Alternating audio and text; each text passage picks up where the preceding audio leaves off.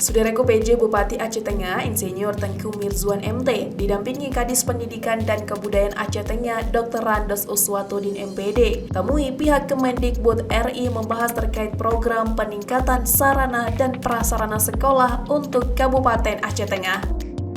Kedatangan PJ Bupati dan Kadis Pendidikan Aceh Tengah itu diterima oleh Direktur Sekolah Dasar Kementerian Pendidikan, yang dalam kesempatan tersebut diwakili oleh Kasubag Tata Usaha Kelola Direktorat Sekolah Andi Zaiduddin MPD.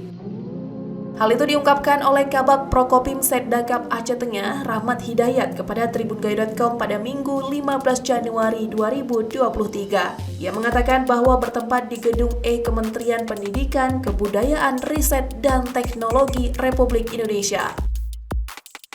Dalam kesempatan tersebut, penjabat Bupati Aceh Tengah menyampaikan beberapa hal terkait usulan program penunjang bagi sarana dan prasarana sekolah, khususnya pada sekolah dasar di wilayah Kabupaten Aceh Tengah dalam rangka mendukung program peningkatan kualitas mutu pendidik pada tingkat pendidikan dasar tersebut.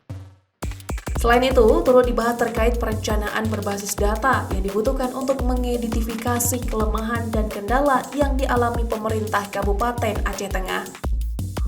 Dalam hal tersebut, kata Mirzuan, apabila memenuhi syarat, maka pihaknya juga turut menggandeng Kementerian PUPR untuk proses rehab dan pembangunan unit sekolah baru, serta Kemenkominfo untuk menyediakan saranatik.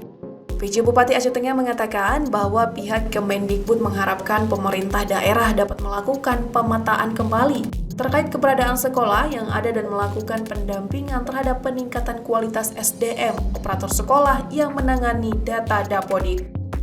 Menurutnya, salah satu komponen utama dalam perencanaan pembangunan adalah tersedianya data yang memadai dan akurat.